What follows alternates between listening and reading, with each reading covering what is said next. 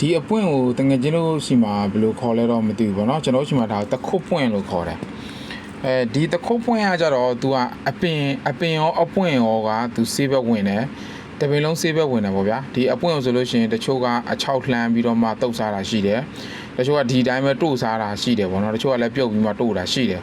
အဲ့တော့ဘလို့လဲလှုပ်စားဒီအပွင့်ကကြတော့ဆေးဘက်ဝင်တယ်နောက်တစ်ခါကျဒီအခောက်ကကြတော့ဒီအစိတ်အတောက်တွေကိုကြာစီတယ်ပေါ့နော်